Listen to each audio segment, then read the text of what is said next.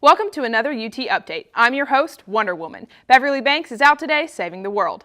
Let's take a look at our UT news.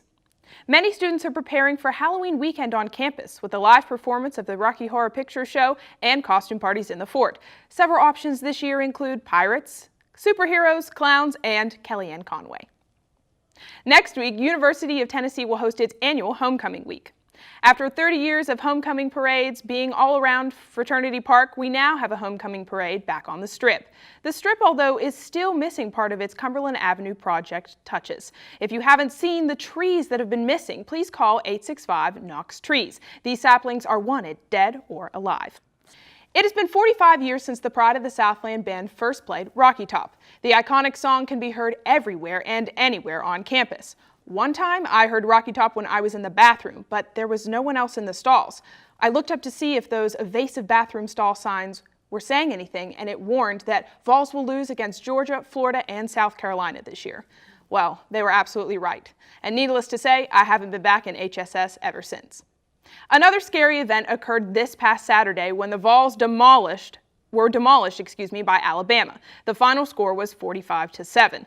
The Vols defense somehow held off Alabama in the first quarter, but faltered from that point onward.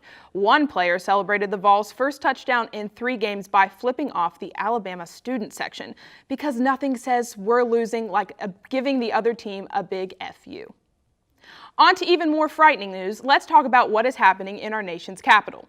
The Twitter war between President Trump and Tennessee Senator Bob Corker heated up again this week with a series of 5 tweets from Trump that demeaned Senator Corker in every way possible.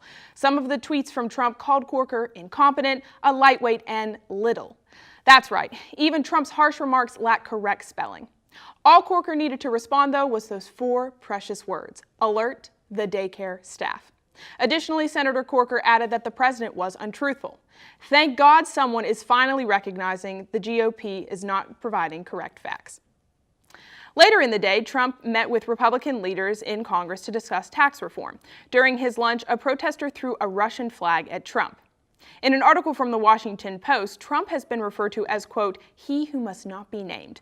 It shouldn't be surprising that our president is actually Lord Voldemort, and he has been shape-shifting to hide his true identity from the American public all this time. Smells like fake news to me.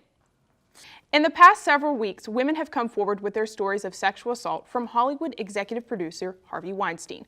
Now Weinstein, who looks as scary as he sounds, has been brought to justice for the many counts of sexual assault he has committed.